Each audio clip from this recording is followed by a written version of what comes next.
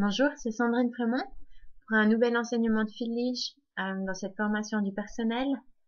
Ce qu'on va faire dans ces 3 prochaines vidéos, c'est parler de l'évaluation et de ce qu'on appelle les rubriques. La prochaine vidéo en particulier va expliquer ce qu'est une rubrique et pourquoi on utilise ce système pour l'évaluation. Mais j'aimerais commencer par rappeler l'importance de l'évaluation. Parce que c'est vraiment un élément clé, et surtout dans votre rôle en tant que mentor, vous avez vraiment un rôle fondamental dans cette évaluation. Et même si je me répète souvent, j'aimerais une fois de plus vous remercier de faire partie de notre équipe. En fait, notre capacité de croissance dans les écoles de la Bible sur Internet, ça dépend du nombre de mentors qu'on a. Donc ça dépend de vous. Et donc, c'est vraiment important et je suis vraiment reconnaissante de vous avoir dans notre équipe. Et en fait, d'ailleurs, si vous connaissez d'autres personnes qui ont fait une EIB, une SPS, et qui pourraient s'impliquer dans cette école, alors parlez-leur de cette opportunité. Parlez-en avec eux, avec nous, pour qu'on puisse en discuter et qu'on puisse voir l'équipe grandir. On a besoin de plus de mentors, encore francophones, c'est sûr, anglophones qui parlent arabe ou même n'importe quelle autre langue pour qu'on puisse continuer à traduire le matériel et avoir cette ressource qui soit accessible au maximum de personnes. Notre désir vraiment, c'est de voir des centaines et des centaines d'étudiants qui peuvent suivre ce cours, des gens qui viennent de parcours de vie complètement différents, qui fassent partie de notre mission ou pas, qui font partie du corps de Christ au sens large, mais que chacun puisse bénéficier de ces cours qui sont vraiment un modèle d'enseignement biblique d'excellence. Mais revenons à l'évaluation et aux rubriques. Donc pourquoi est-ce qu'on évalue? D'abord, il y a la dimension légale. Les cours sont accrédités par l'Université des Nations. Donc les notes, elles font partie des crédits que les étudiants ils ont besoin pour avoir un diplôme. Et on a beaucoup d'étudiants qui vont être diplômés, qui vont recevoir un bachelor, un master même. Et en fait, les notes de l'EIB, les crédits qu'ils reçoivent pour l'EIB en ligne, vont faire partie de ce qu'ils ont besoin pour être diplômés. Donc c'est une des raisons de l'évaluation. Donc c'est aussi pour ça que c'est très important de garder des traces écrites des notes. C'est vraiment quelque chose de vital. On parlera plus tard de comment on le fait. Mais rappelons-nous que c'est important de garder des traces. Et même si les étudiants, en fait, ils font pas l'étude pour les crédits ou dans le but d'avoir un diplôme, c'est vraiment important qu'on évalue comme si c'était le cas. Phil, il racontait que dans son expérience, il a eu beaucoup d'étudiants qui ont dit « Ah non, mais moi je suis pas intéressé par les crédits, je suis pas intéressé par un diplôme de l'Université des Nations. » Et puis 5 ans plus tard, ils écrivent à Phil et puis ils lui disent « Philippe, mes notes de l'EIB, est-ce que tu les as par hasard? J'en aurais besoin pour des crédits. » Et c'est pas forcément avec Jeunesse en Mission en fait. Il y a certaines institutions qui demandent une confirmation qu'ils ont bien suivi les cours de l'EIB, et puis ils demandent les notes aussi, et il y a possibilité des fois de transférer des crédits. Donc même si les étudiants, ils vous essayent de vous convaincre qu'ils n'ont pas besoin des notes, qu'ils sont pas intéressés par les notes, c'est important de les traiter, de les évaluer comme s'ils voulaient avoir un diplôme. Donc tous nos étudiants sont à la même et on les traite comme s'ils voulaient avoir un diplôme. Donc, pour l'instant, ce que vous pouvez faire, c'est que vous pouvez me transmettre toutes les notes pour les 2 écoles, en fait, que ce soit l'EIB en ligne 1 ou l'EIB en ligne 2. Et, en fait, une fois que vous m'avez transmis les notes, donc à Sandrine, quand les étudiants auront terminé 3 modules pour l'EIB 1, alors je les inscrirai avec l'Université des Nations. 3 modules correspondent donc à un trimestre d'une SPS, d'une EIB standard. Et d'ailleurs, en fait, dans l'EIB 1, les étudiants sont inscrits à l'Université des Nations comme un étudiant d'une EIB standard résidentielle. Pour le EIB en ligne 2, alors ça c'est quelque chose de nouveau. Donc c'est pour les personnes qui sont pas forcément avec Jeunesse en mission à plein temps.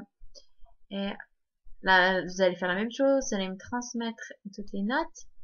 Et je garderai les notes jusqu'à ce qu'on ait tous les détails pour le certificat de l'EIB 2. Et on donnera un certificat une fois qu'on aura toutes les notes selon le nombre de modules complétés. Voilà. Ok, une autre raison pour l'évaluation, c'est l'aspect pédagogique. Et j'en suis sûre que vous êtes conscient. C'est une manière d'évaluer la compréhension de l'étudiant, sa compréhension du texte. Est-ce qu'il étudie d'une manière inductive? Est-ce qu'il comprend la richesse de ce que la parole elle dit? C'est une opportunité en fait de donner un retour aux étudiants sur où ils en sont, comment ils vont. Parce qu'une des questions que les étudiants ils ont, c'est qu'est-ce qu'on attend de moi? Qu'est-ce que je dois faire? Qu'est-ce qui est bien? Et on essaie de répondre à cette question et je vous montrerai comment plus tard. Mais un retour de votre part, des commentaires, des notes, c'est vraiment très très important. Pour que la personne, que l'étudiant sache ce qu'on attend d'elle. Ok, une autre, je fais trop vite.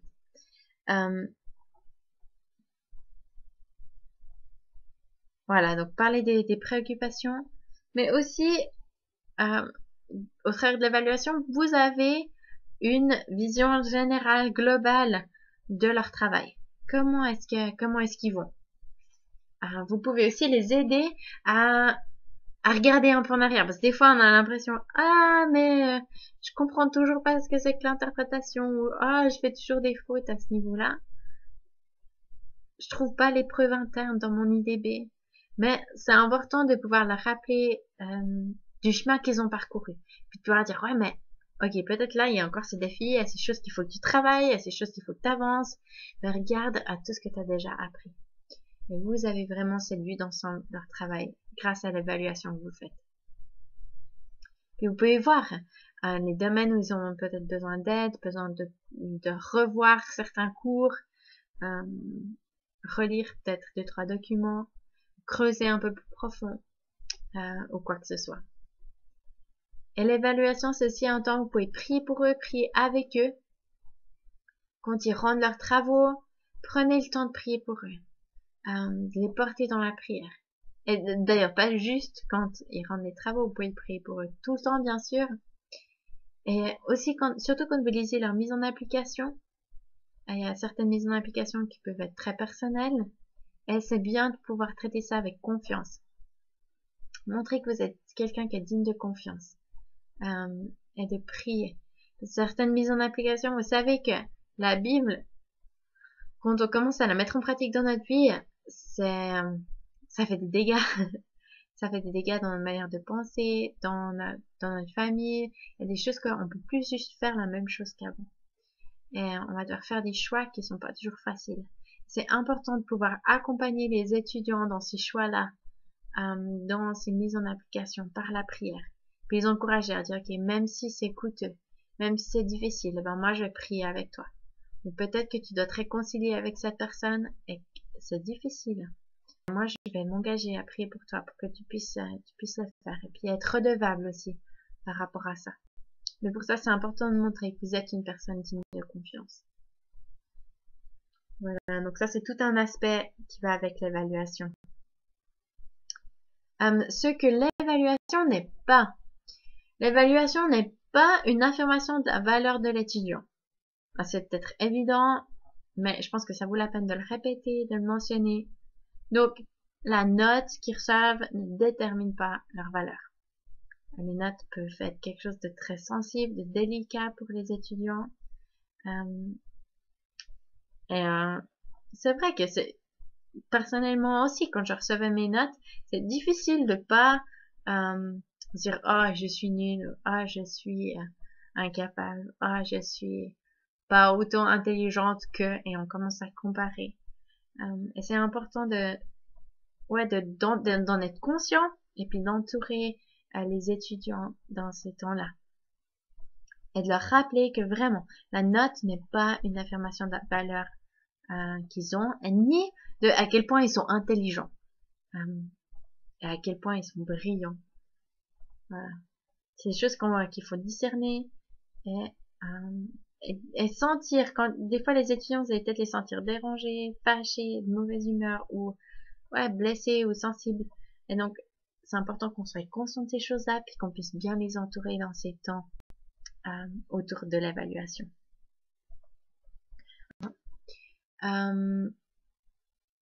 Nos étudiants, ils font partie de l'Université des Nations et ils doivent atteindre un certain degré, un certain niveau de compréhension. Et ce qu'on fait avec les notes, c'est qu'on évalue, on estime s'ils ont atteint le niveau. Est-ce qu'ils comprennent ce qu'ils devraient comprendre? Et puis s'ils comprennent, alors quel est leur niveau de compréhension? Quelles compétences est-ce qu'ils ont? Voilà. Mais la question, c'est qu'est-ce qui se passe si ils sont en dessous du standard? Qu'est-ce qui se passe s'ils n'atteignent pas un certain degré ou un certain standard? Alors, ce qu'il faut comprendre, c'est que lorsqu'on va donner un échec, c'est-à-dire une note en dessous de 60%, ça indique que l'étudiant il n'a pas suffisamment maîtrisé le matériel. C'est sûr que c'est pas agréable d'être en échec. Personne n'a envie d'être en échec. Même avec une note d'ailleurs dans les 60%. Ce que ça montre, c'est pas que c'est des mauvaises personnes, des personnes méchantes ou incompétentes, qui n'ont pas de valeur, ou toute autre pensée ou sentiment négatif du style. Mais c'est simplement qu'ils n'ont pas maîtrisé le matériel suffisamment. Et notre travail, c'est pas d'esquiver la note, d'essayer de la truquer, de lui donner plus de valeur que ce qu'elle a, mais de les aider à maîtriser le matériel pour qu'ils puissent atteindre le standard qu'on leur demande. Donc l'idée d'une note, c'est de nous aider à estimer ça. Et ça veut pas dire que c'est un échec personnel, mais plutôt qu'en fait ils doivent travailler un petit peu plus pour comprendre et atteindre un certain standard. Ça veut pas nécessairement dire qu'ils sont pas intelligents. Bien sûr, on aura des cours dans les cours des étudiants qui vont faire ce cours dans leur langue, pas dans leur langue maternelle. Et ça sera un handicap, ça c'est sûr. Selon leur compréhension du français, ils auront certaines limites. Et bien sûr, notre désir, c'est de voir ce cours qui soit traduit en maximum de langues pour que les étudiants ils puissent faire leurs cours dans leur langue maternelle, dans leur langue de cœur. Mais voilà, pour l'instant, c'est ce qu'on a. Voilà, si les étudiants ils sont en dessous du standard, ça signifie qu'ils doivent être attentifs à leur travail pour grandir en compréhension, pour qu'ils puissent maîtriser le sujet et atteindre un certain niveau de compréhension ou de capacité.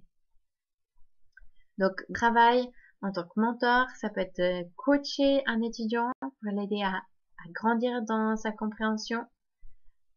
Peut-être qu'il aura besoin de clarification, d'exemples. Ça va peut-être se faire au travers d'appels Skype ou téléphoniques, un email ou utiliser, peu importe le moyen en fait, mais notre désir c'est vraiment de les aider.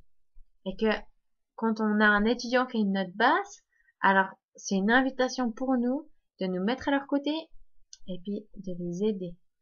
Aider à grandir dans leur capacité pour qu'ils puissent atteindre le standard qu'on attend d'eux. Voilà, qu'est-ce que défie dans l'évaluation? Selon le modèle d'éducation que certains ont eu, qui peut être pauvre, difficile, créer des blessures, eh ben, ça va être plus ou moins difficile pour un étudiant de recevoir une note. Souvent, quand il y a un modèle d'éducation assez blessant, quand les notes elles arrivent, ça peut être un temps qui est difficile et avec une connotation très négative pour l'étudiant. Donc si l'étudiant il voit son identité, sa valeur dans sa note, alors c'est l'opportunité pour nous de parler avec eux, de prier avec eux et leur permettre vraiment de voir la vérité. Que c'est pas le cas. Leur identité, elle est pas dans leur note. La note, c'est simplement une évaluation de leur compréhension, une capacité dans un domaine en particulier. est qu'ils peuvent toujours revoir, ils peuvent toujours grandir. Mais soyons sensibles avec ça, avec nos étudiants. Et en tant que mentor, on devrait être attentif à ça et s'il faut être prêt à confronter.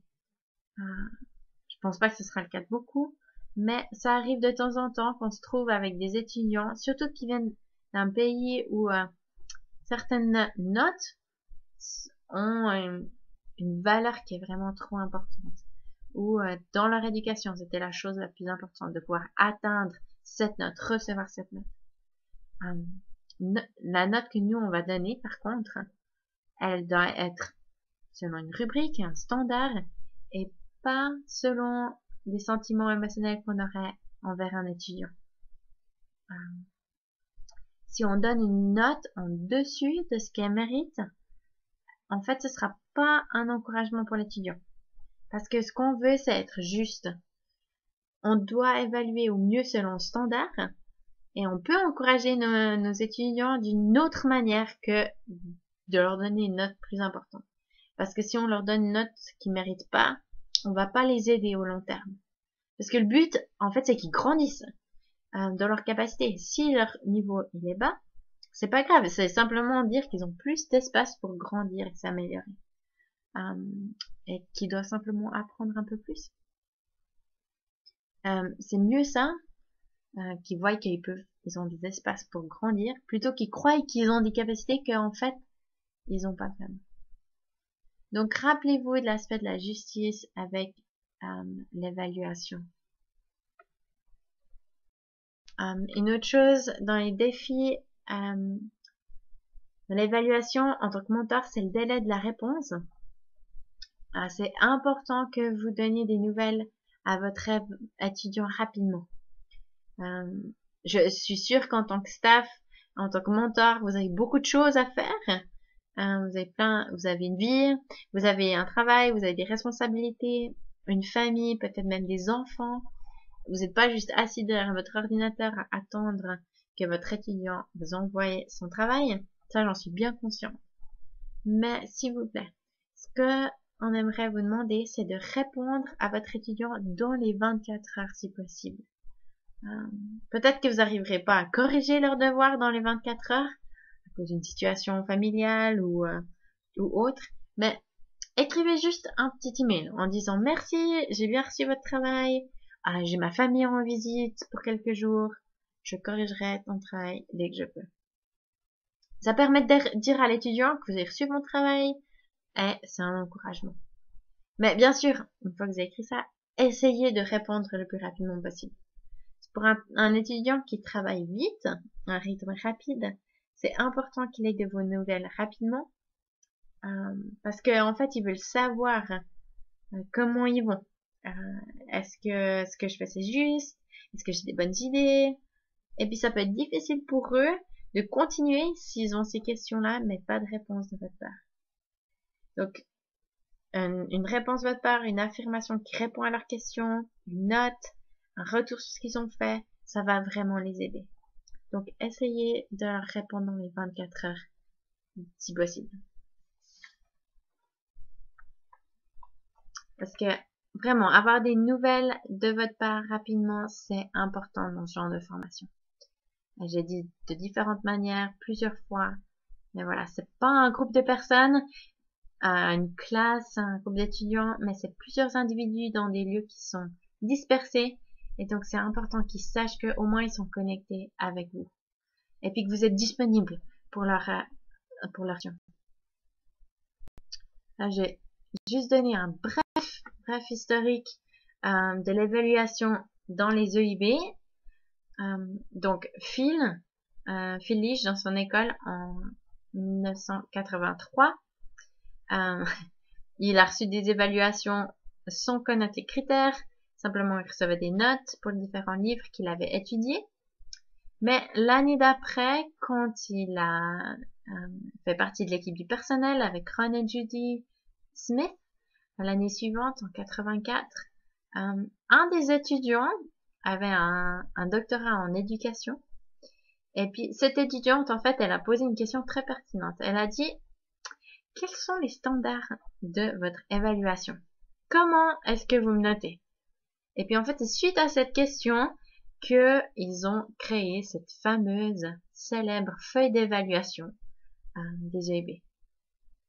Donc, cette feuille a été ensuite multipliée, emmenée dans tous les coins du monde, adaptée selon les besoins.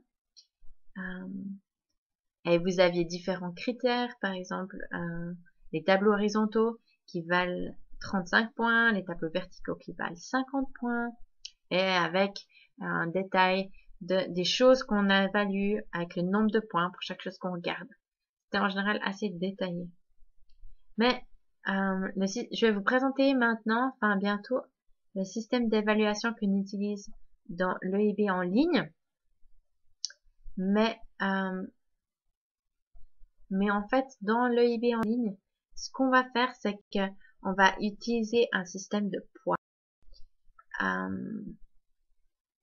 plutôt que juste des points. Et donc ça, c'est assez standard dans les évaluations, en fait, je crois. Donc ici, on a le tableau horizontal qui vaut 25% de la note finale. On a les tableaux verticaux qui valent 50% de la note finale. L'IDB 10%, la mise en application finale 10%, et le nombre de lectures qu'on demande 5%, mais parfois ce sera peut-être un peu moins. On vous montrera comment tout ça fonctionne, mais je vais juste mentionner qu'il y a un poids, une mesure pour les différents éléments des devoirs. Pour les devoirs qui ne comprennent pas les tableaux verticaux, on en a quelques-uns. Il y a aussi un système de poids, de mesure pour les notes. On a l'observation, l'interprétation qui valent 25%. Donc, on se trouve dans des travaux qui n'ont pas de tableau. Et on regarde si l'étudiant il a fait une bonne observation, une bonne interprétation. Est-ce qu'il s'est impliqué dans le texte? Ça vaut 25%. Donc, est-ce qu'il a une bonne vue d'ensemble du texte, une bonne compréhension du texte? Est-ce qu'il y a une indication qu'il a compris les enjeux principaux du livre? Ça vaut 25%, l'IDB 10%, mise en application finale 10%, et les lectures 5%. On a quelques devoirs sans la méthode des tableaux verticaux et horizontaux, et en fait, ils vont augmenter peut-être, alors qu'on sera inspiré pour des devoirs qui sont aussi bons, donc des devoirs qui sont de qualité, même si ça n'utilise pas des tableaux. Donc en fait, on cherche des travaux qui vont aider les étudiants à avoir une bonne observation, une bonne interprétation, une bonne mise en application. Et ouais, alors qu'on va chercher de ça, on va peut-être en trouver plus. Donc voilà, c'était juste pour expliquer le poids des différents éléments des devoirs. Donc c'est important, on voit par exemple dans les tableaux que les tableaux verticaux valent 50%. Donc c'est important que les étudiants ils réalisent que la moitié de leur note est basée sur leurs tableaux verticaux. C'est important qu'ils négligent pas ça. Voilà. Il y a aussi un poids dans les livres. En fait, ce système de poids pour les livres, c'est conçu pour que l'étudiant ne fasse pas seulement les petits livres et laisse de côté les grands livres, tout en ayant une bonne note à la fin, mais qu'ils investissent dans les grands livres. Et quand ils s'investissent dans les grands livres qui vont leur prendre plus de temps, plus d'énergie, on veut reconnaître ça.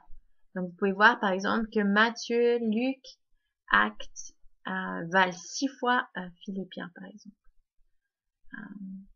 Bon, vous n'aurez pas besoin de vous inquiéter à faire ce calcul. C'est moi, Sandra, qui ferai le calcul quand je donnerai la note finale au bureau du registre de l'Université des Nations. Donc, vous n'avez pas besoin de vous en soucier, mais juste pour que vous soyez au courant. Donc, les étudiants, ça vaut la peine qu'ils investissent dans des grands livres. Voilà. Donc, ce que j'aimerais que vous fassiez maintenant, c'est que vous regardiez la prochaine vidéo qui est dans cette section, qui est de la formation du personnel. C'est une vidéo sur les rubriques. Je l'ai mentionné déjà plusieurs fois. Les rubriques, c'est un outil pour noter des devoirs qui sont subjectifs. Et puis, c'est ce qu'on a, en fait, souvent. Si vous avez un test à choix multiples Alors c'est très objectif. L'étudiant, il choisit soit la bonne réponse, soit la mauvaise. C'est facile, mais c'est plus difficile quand l'évaluation est subjective. C'est important qu'on ait des critères pour cela. Alors, c'est ce que fait une rubrique. Elle permet une évaluation standardisée selon les critères spécifiques pour rendre une évaluation qui est plus simple et aussi pour permettre à l'étudiant de savoir ce qu'on attend de lui. Voilà, alors je vais m'arrêter ici. Regardez la prochaine vidéo sur les rubriques avant de continuer. Merci.